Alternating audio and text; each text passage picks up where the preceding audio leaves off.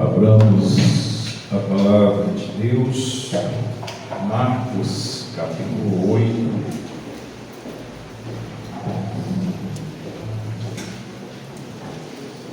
Nós vamos ler a Escritura Sagrada em Marcos, capítulo 8, versículo 22 em diante.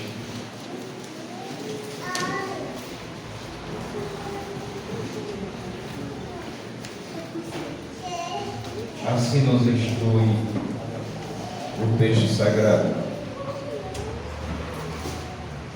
Então chegaram a Betsaida e lhe trouxeram um cego, rogando-lhe que o tocasse.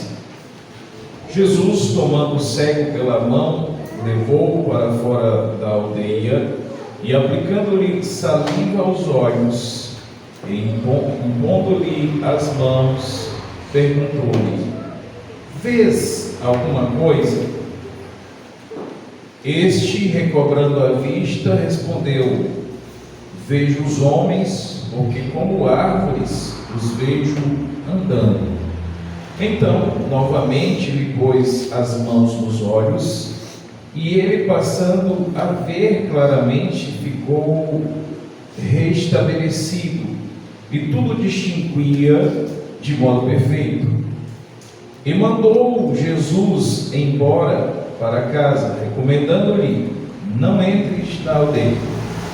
Então Jesus e os seus discípulos partiram para as aldeias de Cesareia e Filipe, e no caminho perguntou-lhe: quem dizem os homens que sou eu? E responderam: João Batista, outros Elias, mas outros algum dos profetas. Então lhes perguntou: mas vós, quem dizeis que eu sou? Respondendo, Pedro lhe disse: tu és o Cristo. Advertiu-os Jesus de que a ninguém dissesse tal coisa a seu respeito. Então começou ele a ensinar-lhes que era necessário que o Filho do Homem sofresse muitas coisas, fosse rejeitado pelos anciãos, pelos principais sacerdotes e pelos escribas, fosse morto e que depois de 3 dias ressuscitasse. E isto ele expunha claramente. Mas Pedro, chamando-o à parte, começou a reprová-lo.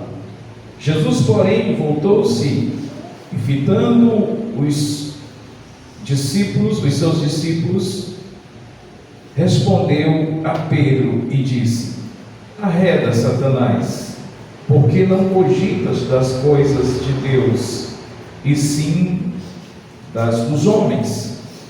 Então, convocando a multidão e juntamente com seus discípulos, disse-lhes: se alguém quer vir após mim, a si mesmo se negue, tome a sua cruz e siga-me. Quem quiser, pois, salvar a sua vida, perdê-la-á. Quem perder a vida por causa de mim e do Evangelho, salvá-la-á. Que aproveita o homem ganhar o mundo inteiro e perder a sua alma? Que daria um homem em troca de sua alma? Porque qualquer que nesta geração adúltera e pecadora se envergonhar de mim e das minhas palavras, também o Filho do Homem se envergonhará dele, quando vier na glória de seu Pai com os seus santos anjos. Evangelho do Senhor. Louvado seja o nome. Oremos. Pai celestial, Deus todo-poderoso, Deus de amor e de misericórdia, mais uma vez nós erguemos as nossas vozes em oração diante da Tua face. Nesta oportunidade, mais uma vez, colocando no Teu altar as nossas vidas como sacrifício vivo e pedindo que o Senhor tenha os nossos corações, a fim de que o Senhor mesmo, pelo Teu Espírito Santo, empedre nos nossos corações a Tua verdadeira voz e continue a trabalhar na nossa vida e nos nossos caminhos, aperfeiçoando a nossa visão de Ti, fazendo-nos entender quem é o Senhor e respondendo condizentemente aquilo que o Senhor espera de nós. Em nome de Jesus, nós oramos e Te agradecemos. Amém. Tomem assento, amados.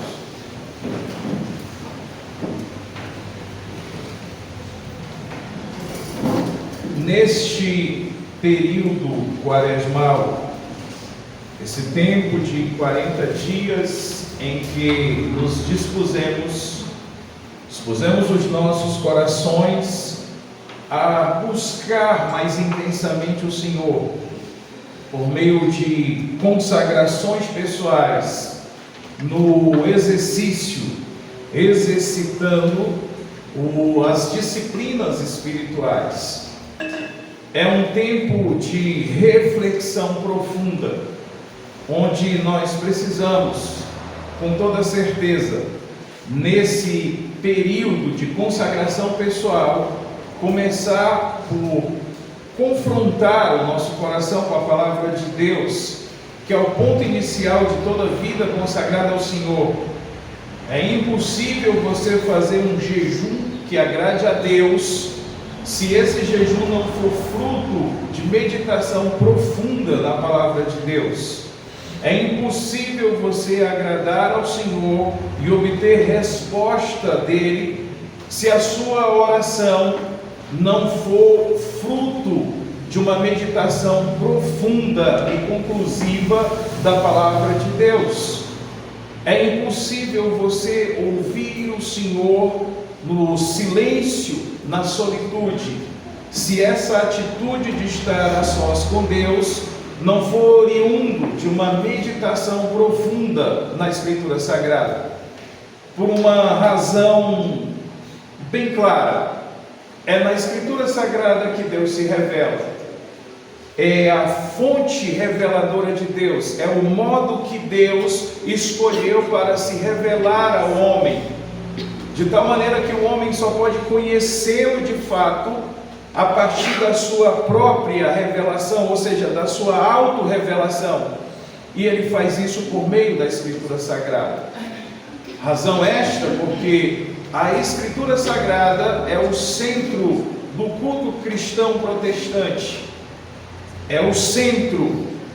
Razão esta pela qual a pregação, o sermão, é o centro do culto cristão protestante, porque tudo vem daqui, é da palavra de Deus que vem a autoridade para todas as demais ações litúrgicas, inclusive a própria Eucaristia. Tendo relembrado a vocês disso, Marcos, no seu Evangelho, com os devidos propósitos, nesse trecho, nessa sessão, nesse bloco discursivo, que tem o seu início, capítulo 8, versículo 22, que tem o seu início no versículo 22 do capítulo 8, tem a sua conclusão no capítulo 10 e versículo 52, quando, a partir do versículo 46, nós temos a retomada do discurso com mais um cego entrando em cena. Então, esse bloco de discurso começa no capítulo 8 e versículo 22, a abertura desse discurso é com um cego que o Senhor o cura e faz enxergar. O fechamento desse bloco discursivo, capítulo 10, a partir do versículo 46 até o versículo 52, um outro cego aparece em cena, que também é curado pelo Senhor. Por esses dias mesmo eu dizia que a minha tristeza é ver as pessoas pregando os milagres de Jesus, o milagre pelo milagre, sem entender por que Jesus fez esses milagres e qual o objetivo desses milagres, não só na questão da vida pessoal da pessoa que recebeu o milagre, mas que tipo de revelação, como isso compõe a autorrevelação de Deus, mostra a Deus, revela o seu caráter, os seus feitos, e a sua própria pessoa. Aqui nós temos um exemplo claro disso. Nós temos duas cenas que são ilustrativas para a revelação do caráter de Jesus Cristo. Não só o que ele faz, mas quem ele é. Não só o que ele faz, quem ele é, mas o que ele veio fazer e qual o objetivo disso. Não só para a vida do cego número 1 ou do cego número 2, mas para a vida de todos os cegos espirituais que existem no mundo, que precisam enxergar a Jesus Cristo, que precisam enxergar a Deus a partir da autorrevelação de Jesus Cristo. Então preste bem atenção nisso. Nos próximos domingos, a minha confrontação com a palavra de Deus ao meu coração e ao de vocês é como nós estamos entendendo Jesus.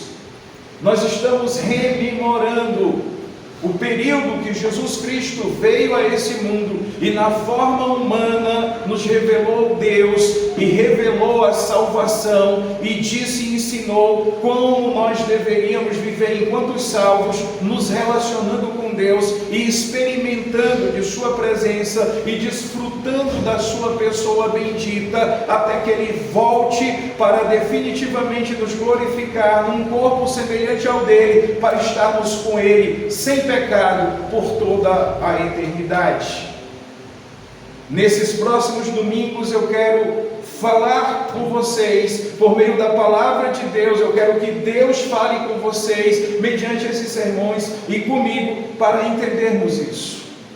Comece comigo vendo do versículo 22 ao versículo 26. Trouxeram um cego.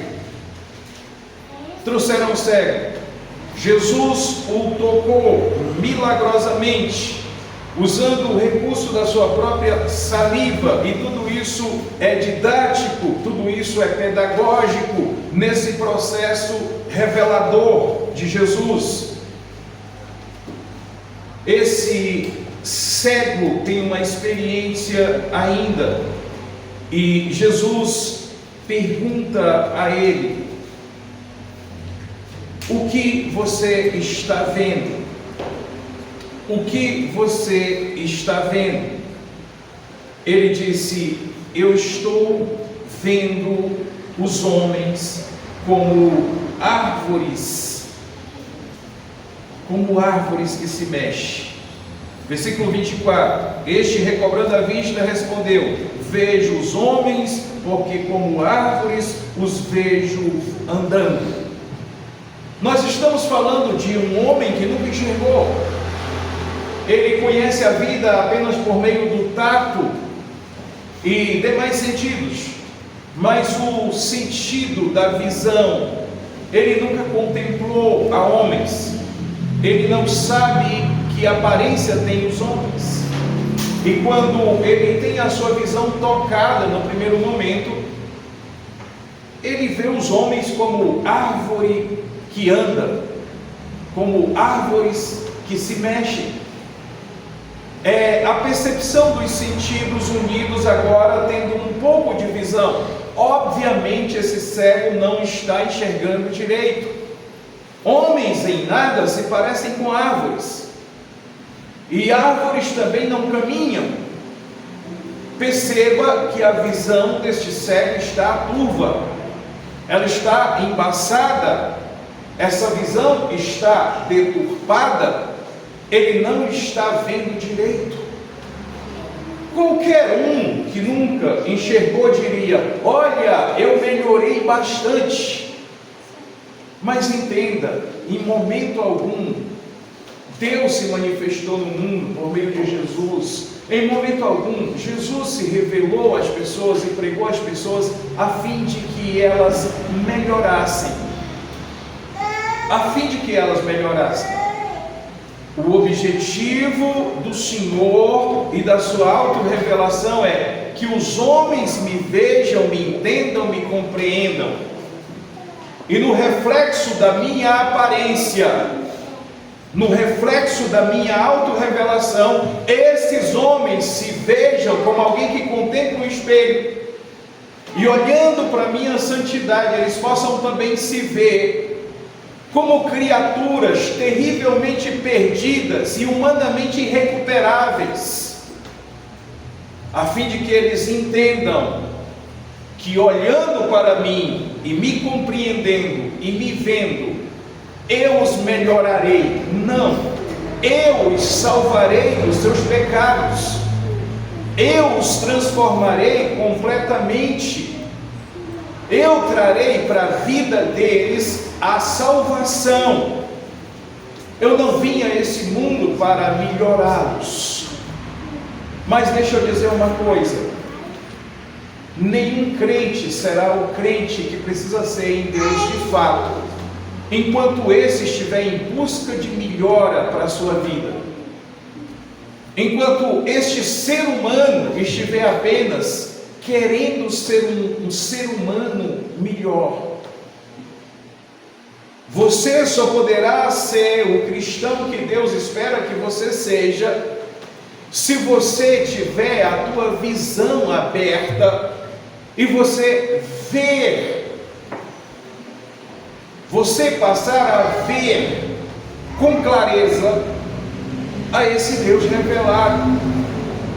É por isso que nós temos tanto cristão que, como diz uma gíria de oficina mecânica e de construção civil, nós temos tanto crente meia boca. Os famosos crentes que, como dizem no meio pentecostal, os crentes raimundos, que é um pé na igreja e outro no mundo. E ele diz: veja bem, eu já melhorei bastante. Uma vez um homem me pediu ajuda em aconselhamento bíblico para se livrar do vício da pornografia. Um vício, diga-se de passagem, extremamente desonroso aos olhos de Deus, agressivo à santidade do Espírito Santo, deturpador do corpo humano, símbolo não, que carrega a imagem de Deus, do corpo humano que, enquanto crente, templo e morada do Espírito, um vício que agride profundamente ao outro de longe e ao outro de perto. E então eu comecei uma caminhada de aconselhamento bíblico com esse irmão. E lá pelas tantas ele começou a faltar nos encontros.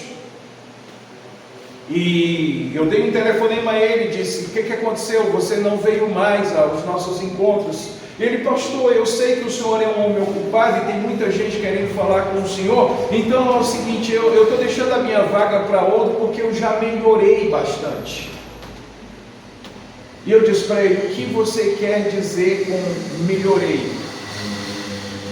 Quando você veio falar comigo, você chegava a ver, em média, entre 10 e 15 filmes pornográficos por semana.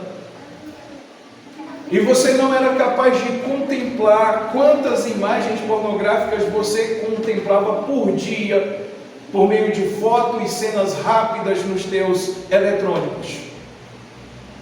O que você quer dizer para mim com melhorei? Diminuiu de 15 filmes para 10?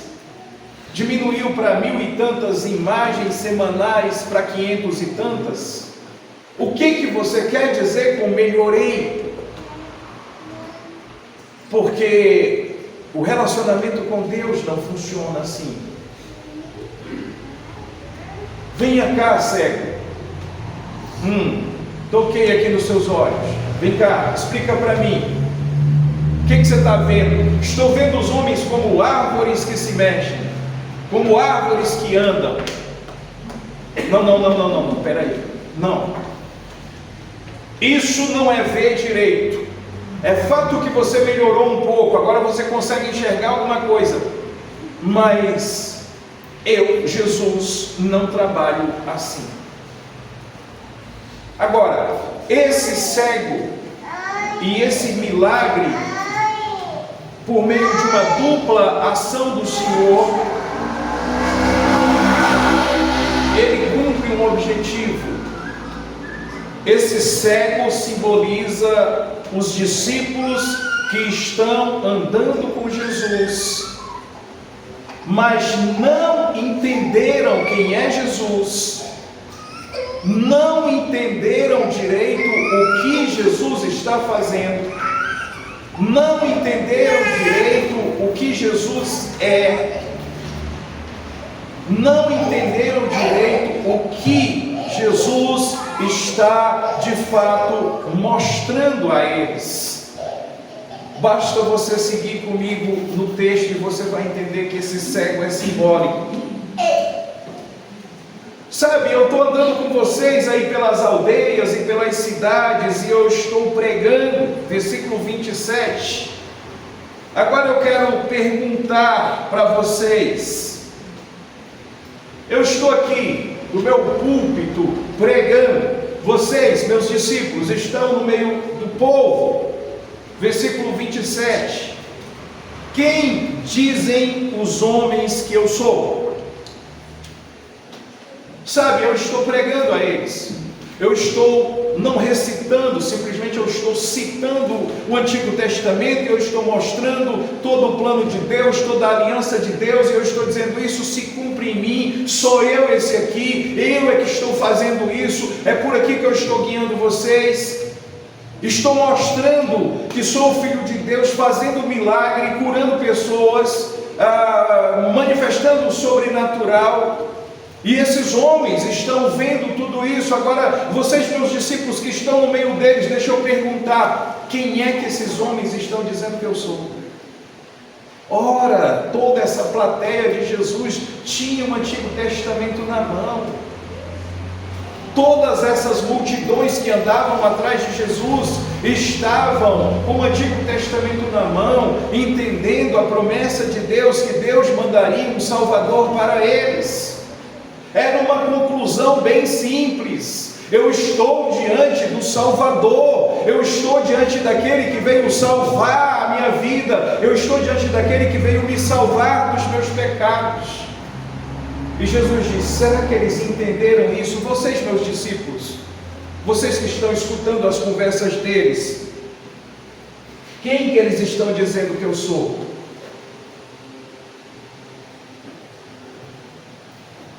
Estão dizendo que o Senhor é João, o Batista. Como assim? Não, estão dizendo que o Senhor é Elias. Estão dizendo que o Senhor é algum dos profetas do passado, sei lá, que reencarnou, ou coisa do tipo. É assim que essa multidão está me vendo? É assim que essas multidões estão me enxergando? É isso que eles estão pensando? É isso que eles estão entendendo? É nesse momento que nós precisamos propor uma pergunta. É nesse momento que nós precisamos sair do nosso tempo de aproximadamente 2000 anos atrás e vir para cá, para uma sociedade moderna do século 21, um período conturbado, onde a própria chamada Terra Santa, nesse momento, está debaixo de bombardeio e também exercendo bombardeio em países vizinhos, e dizer: puxa vida, 2000 anos se passaram e aquela turma, a descendência daquela turma que não entendeu Jesus, continua assim. 2000 anos se passaram e eles continuam sem entender Jesus, pelo menos enquanto nação. E como fator humano e imagem humana para comparação, eu os deixo ao lado e vou fazer a minha reflexão num tempo muito menos curto do que 2000 anos, e eu vou começar a pensar a minha própria história pessoal e dizer: quando foi que eu vim para a igreja? Quando foi que começaram a abrir a Bíblia e pregar para mim? O que a sociedade diz de Jesus hoje é simplesmente terrível. Sabe, você é crente, você está na universidade, você está no trabalho, você está na tua vizinhança, nos teus relacionamentos, na escola. Quem as pessoas lá dizem que é Jesus? Nessa sociedade marxista, no marxismo cultural, Jesus é um Zé Ninguém, foi um revolucionário que tentou defender as minorias. Quando o nosso acólito Rafael, na instrução para confissão e arrependimento, já deixou muito claro que é justiça ali dita pelo profeta Isaías, trazendo por símbolo os vulneráveis, os mais fracos, trazendo por símbolo a figura de uma viúva, a figura do órfão, mas que Deus tem um pensamento completamente diferente da sociedade militante em defesa de uma pseudo-justiça, que nada mais é do que palanque político para manipular a mente dos imbecis úteis que eles vêm trabalhando já há 50 ou 60 anos. Não é nada disso.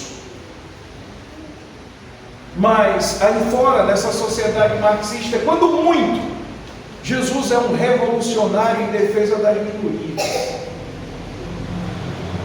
Quando muito, mas também eles o releva a condição de Gandhi, de Buda e não sei como, até de Gengis Khan. Eles vão separar os grandes homens do passado e os seus feitos e dizer: olha, Jesus é mais um. E alguns vão dizer com todas as letras: Gandhi teve mais sucesso do que Jesus. A Adriana me deu na cabeça, ela esteve na Índia por aproximadamente uns 3 anos. Mas isso lá na Índia é normal. Mas quando você chega aqui nas Américas e no Brasil, esse pensamento é ainda mais sólido do que o próprio pensamento da Índia hindu. O hinduísmo promovido por esse cidadão chamado Gandhi. Quem a sociedade aí fora diz que é Jesus? Para os esquerdistas, Jesus é relevado no mesmo nível de Che Guevara e de Fidel Castro, esses dois agentes do Satanás no mundo, demônios vestidos de carne,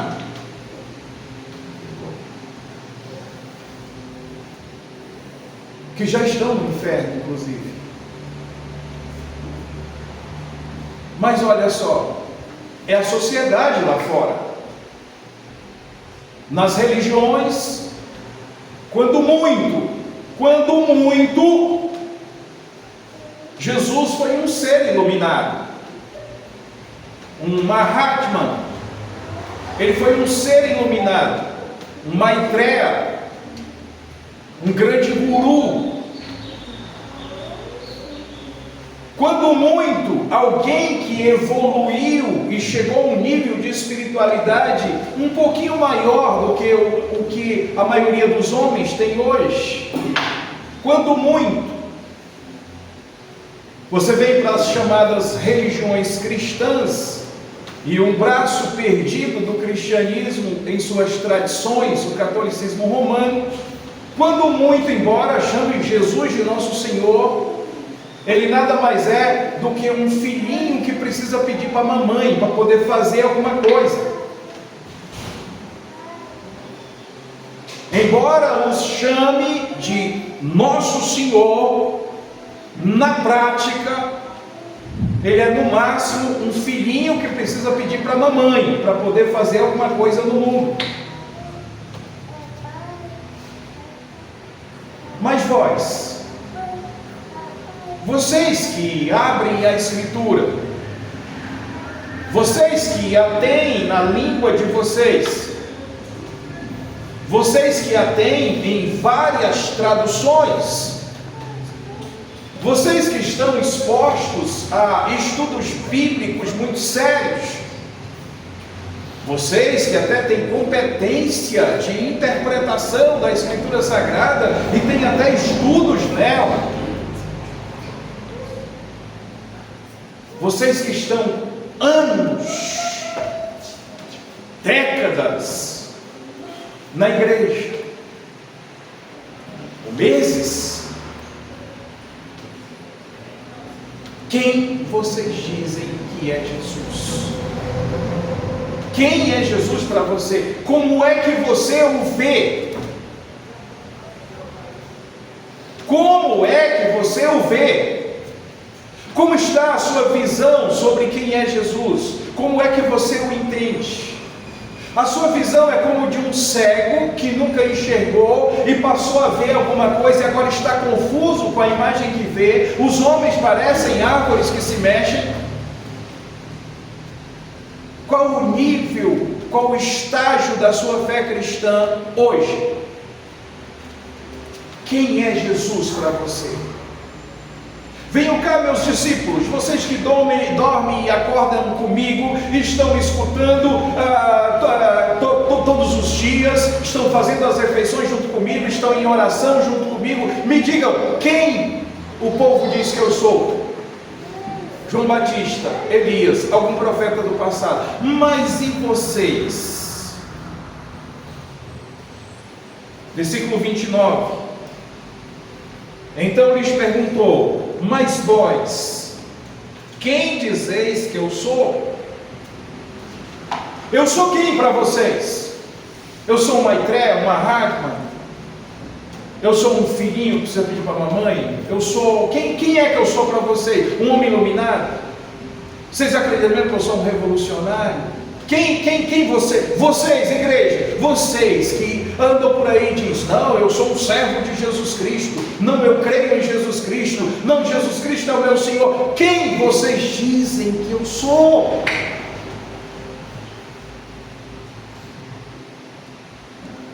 Eu vou lhe dizer quem as igrejas evangelicalistas e até algumas protestantes históricas estão dizendo que é Jesus. No evangelicalismo mais pós-moderno, Jesus é tudo, e não é Jesus. Ele é o gênio da lâmpada, aquele que eu esfrego e faço os meus desejos, e ele tem que me atender. Ele é o meu guarda-costas, aquele que está nesta vida só para me proteger, para nenhum mal vir na minha vida.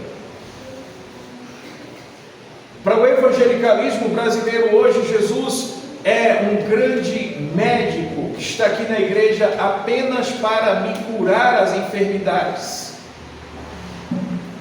Para alguns desses segmentos evangelicais pós-modernos brasileiros, ele é apenas um investidor da bolsa de valores que está aqui para me enriquecer, para me dar dinheiro.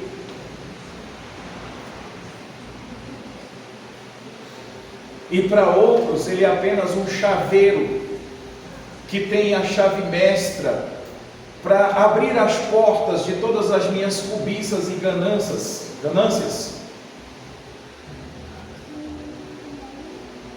Quem é Jesus para vocês? Quem vocês dizem que ele é? Para um protestantismo histórico, para algumas alas desse protestantismo histórico, ele é apenas um grande mestre.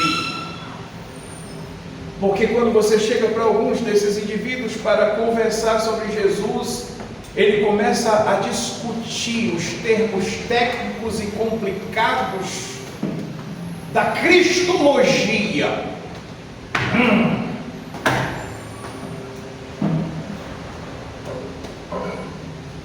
da antropologia jesuína.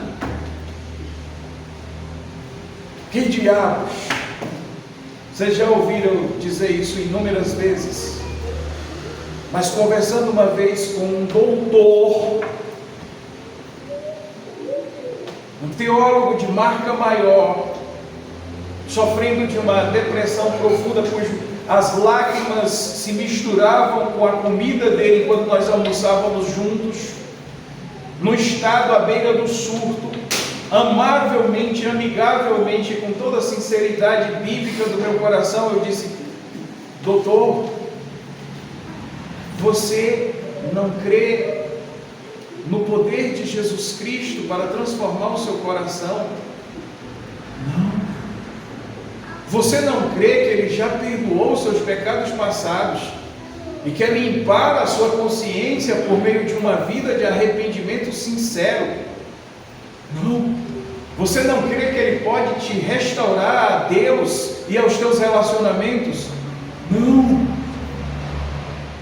Eu ficava com esse homem num ambiente onde ele tinha mais de 3.500 livros na estante ao nosso redor, fora os que estavam encaixotados, cuja maioria ele já havia lido, e a outra parte era fonte de pesquisa que ele de fato consultava, pois era um doutor. E eu disse para ele: pega tudo isso, toca fogo e começa do zero, porque você não entendeu nada sobre Jesus. Você pode discutir os termos técnicos complicados e os caminhos da teologia, no que diz respeito à cristologia, no que diz respeito ao homem Jesus, ao Jesus histórico, mas você não tem relacionamento com Ele, você não o entendeu, você não compreendeu.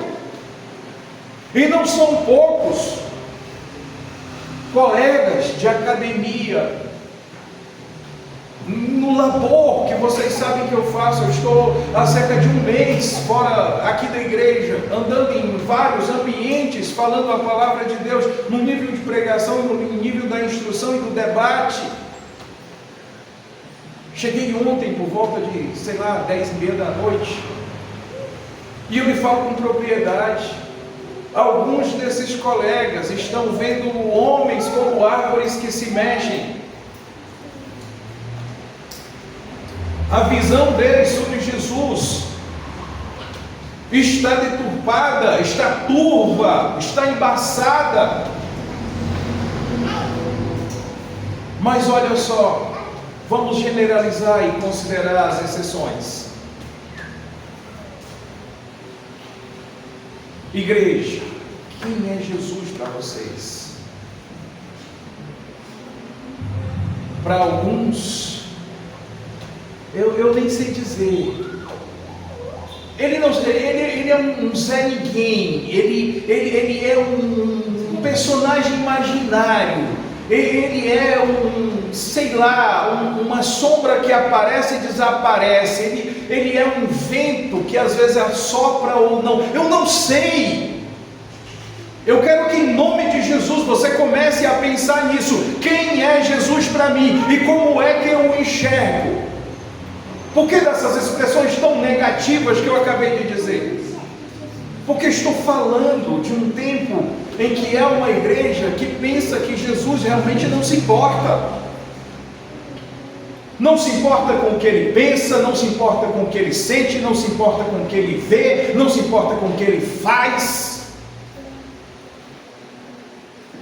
Ele parece que tem uma tecla escrita "não estou nem aí", e ele aperta essa tecla e vive uma vida como se Jesus não se importasse, como se ele fosse um indigno, como se ele não merecesse de fato a adoração verdadeira, como se ele não devesse ser honrado, respeitado, santificado, como se ele não devesse ser representado por ele no seu comportamento, no seu testemunho, na sua forma de falar, na sua forma de construir relacionamento, na sua forma de se relacionar com pessoas. O que que você está vendo? Quem é Jesus? 12 homens, 11 ficaram em silêncio. Olha comigo de novo, versículo 29. Então lhes, no plural, perguntou: mas vós, plural, quem dizeis, plural, que eu sou? Respondendo, Pedro, singular. Dos 12, um homem respondeu. Respondeu Pedro e lhe disse: tu és o Cristo. No Evangelho por relato, que nós chamamos teologicamente sinótico, vem a fala de Jesus, tem mais fala de Jesus, essa passagem. No outro Evangelho, no Evangelho de João, por exemplo, ele disse: não foi a carne nem o sangue que te revelou isso, Pedro. Por isso, eu vou te entregar a autoridade da minha igreja. Eu vou te entregar a autoridade da minha igreja. Não foi a carne nem o sangue que revelou isso a você, foi o Espírito de Deus. Mas aqui, Marcos não tratou desses pormenores, ele apenas disse que Pedro respondeu. Versículo 30, Jesus disse: ok, não conta isso para ninguém, por enquanto, mas fica aí essa revelação, aguenta aí. Vamos ver como é que está essa tua visão, se você está enxergando a coisa direito. Muito bem, eu sou o Cristo? O Senhor é o Cristo. A multidão diz que o Senhor é João Batista, é Elias, é algum dos profetas do passado. Pedro, você está dizendo que eu sou o Cristo. Perfeito, muito bem, deixa isso assim por enquanto. Versículo 31. Então começou ele a ensinar-lhes que era necessário que o Filho do Homem sofresse muitas coisas, fosse rejeitado pelos anciãos, pelos principais sacerdotes e pelos escribas, fosse morto, mas que depois de 3 dias ele ressuscitasse. Olha, eu sou Cristo. Para salvar vocês eu vou passar muita coisa, rejeição, vou apanhar, vão cuspir no meu rosto, vão me cravar numa cruz, vão me colocar uma coroa de espinho, vão enfiar lança nas minhas costelas, vão me matar, porque eu sou o Cristo, eu vim salvar vocês. E ele, versículo 32, disse isso com muita clareza. Versículo 32, com muita clareza. Porém, Pedro lhe chamou à parte e disse: não, Senhor, de jeito nenhum, só por cima do meu cadáver. Ninguém vai colocar a mão no Senhor. Não diga isso do Senhor, de jeito nenhum. Olha a visão do Pedro. No primeiro momento ele disse: tu é o Cristo. Quando o Senhor disse: é isso que o Cristo vai fazer, ele disse: não. Em outras palavras, não acredito. Porque o final, com clareza, diz: mas eu vou ressuscitar no 3º dia. Eu vou ressuscitar. E Pedro disse: não, Senhor, não vai te acontecer isso. Pedro, você está nesse momento emprestando a tua língua a Satanás. O diabo não quer que eu vá para a cruz, porque ele sabe que lá é a derrota definitiva dele. O diabo tem infectado esse mundo para não entender o que eu estou fazendo. Esse mundo está cego pelo pecado, e o diabo é o agente que cegou esse mundo. Ele é o agente que cegou essas multidões que estão me seguindo para não entender quem eu sou. E nesse momento ele está fazendo isso com você também. Olha o versículo 33. Jesus, porém, voltou-se, fitando os seus discípulos, repreendeu a Pedro e disse: arreda, Satanás, porque não cogitas das coisas de Deus, e sim das dos homens. O que me leva a fazer uma conta bem simples: se eu não estou vendo Jesus direito, se eu sou um crente que está vendo homens como árvores que se mexem, se eu sou o tipo do crente que acha que Jesus não é quem ele disse que é, e não fez o que ele disse que fez, e que ele não se importa com a maneira que eu vivo, rigorosamente eu ainda estou debaixo da ação de Satanás. Arreda, Satanás, porque tu cogitas das coisas do mundo, tu cogita das coisas dos homens, não das coisas de Deus. Volta para cá, para que eu de fato possa ver com clareza. Para que eu de fato possa ver com clareza, eu preciso entender o que Jesus fez. Eu preciso entender todo esse martírio do capítulo 8, versículo 31 e versículo 32.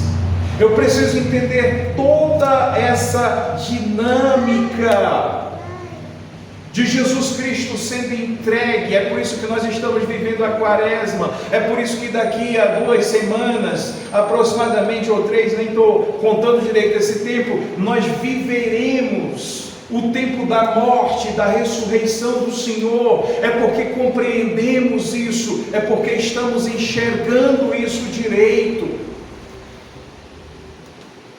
Eu não poderei ter a visão correta de Deus, de mim mesmo, e como devo viver a minha vida nesse mundo, revelando a esse Deus e desfrutando dessa revelação, se eu não entender Jesus Cristo e o que Ele fez. E entendendo, eu o recebo, e o recebendo, eu o compreendo. E o entendendo e o compreendo, e recebendo e o compreendo, eu vivo uma vida que é também compreensiva, é também ilustrativa, é também reveladora desse Jesus que se revelou a mim.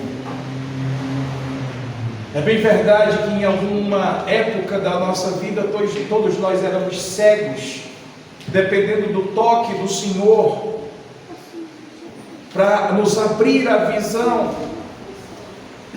para nos fazer entender quem Ele é. Mas talvez nós estejamos nesse momento na condição desse cego, que precisou ser tocado segunda vez. Olha comigo, versículo de número 25 do capítulo 8. Então, novamente ele pôs as mãos nos olhos, e ele passou a ver claramente, ficou reestabelecido, e tudo distinguia de modo perfeito. Não se contente com a melhora. Você pode ter chegado na igreja como um cego e diz: eu comecei a entender umas coisinhas espirituais, eu comecei a deixar uns pecadinhos ali que me incomodavam, aqueles que faziam mal para o meu corpo, do tipo, parei de beber, parei de fumar, parei de usar drogas. Eu estou vendo alguma coisa. Parei até com algumas coisinhas que fazem mal e que me envergonham. Parei de beber, parei de fumar, parei de usar drogas, parei de me prostituir. Mas vem cá, como é que é a proposta de Deus? Como é que você está vivendo? Eu estou vivendo, sabe como é que é, né? O mundo, as coisas, estou lutando pela aqueles que são oprimidos, homens que se mexem, que andam como árvores. Mas se você der uma olhada comigo, há um outro cego que entendeu isso direito, e quem sabe esse é o teu caso hoje. Um cego conhecido mundialmente como o cego de Jericó, né? Jesus está descendo de Jericó para ser crucificado em Jerusalém, e passando por Jericó,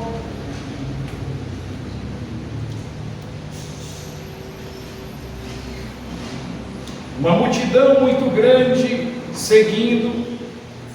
Então um cego chamado Bartimeu, cego que mendigava o seu sustento, estava sentado à beira do caminho, e disseram, ele pergunta: o que está acontecendo aqui? Está passando Jesus Cristo aqui. Esse homem não tinha lido a palavra de Deus porque era cego. Ele não tinha andado com Jesus todos os dias, vendo milagre após milagre. Mas no versículo 47, a Escritura diz assim: e ouvindo que era Jesus o Nazareno, pôs-se a clamar: Jesus, filho de Davi, tem compaixão de mim. E o pessoal o reprimia, versículo 48, e muitos o reprimiam para que se calasse. Mas ele cada vez gritava mais: Filho de Davi, tem misericórdia de mim. Parou Jesus e disse: traz esse cego aqui, chama-o a mim. Chamaram então o cego, dizendo-lhe: tem bom ânimo, levanta-te, ele te chama. Lançando de si a capa, levantou-se de um salto e foi ter com Jesus. Perguntou-lhe Jesus: que queres que eu te faça? Respondeu o cego: mestre, que eu torne a ver. Então Jesus disse: vai, a tua fé te salvou. Não precisou de 2 toques, não precisou sequer Jesus impor a mão. Jesus não precisou tocar com saliva nos olhos dele ou a mão seca. Olha de novo comigo o versículo 51. Que queres que eu te faça? Respondeu o cego: mestre, que eu torne a ver. Olha o versículo 52. Então Jesus lhe disse: vai, a tua fé te salvou. Imediatamente tornou a ver. Imediatamente tornou a ver. Não precisou de 2 toques. Perceba que esse cego já tinha entendido Jesus antes mesmo de Jesus passar por ele. Por que eles estão mandando o cego calar a boca? Porque ele está dando a Jesus um título messiânico. Só o Messias poderia ser chamado de filho de Davi. Eles estão mandando o cego calar a boca porque ele está dizendo: está aqui o Cristo, está aqui o Messias. Ele está dizendo Cristo, ele está dizendo Messias, ele está dizendo Salvador, tem misericórdia de mim.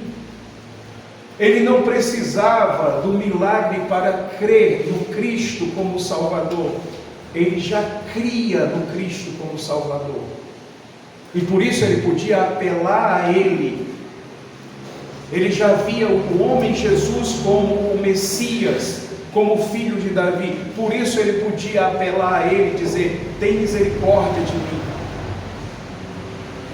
Esse cego já enxergava perfeitamente antes mesmo do Senhor proferir e impetrar o milagre da restauração da visão física dele. O primeiro cego precisou de 2 toques. Os discípulos de Jesus também precisaram disso. E eu não sei qual é o estágio da sua fé. Se é como que já crê e só precisa consolidar isso na forma de ver as coisas, ou ser como aquele que já foi tocado na visão, mas ainda não está enxergando direito.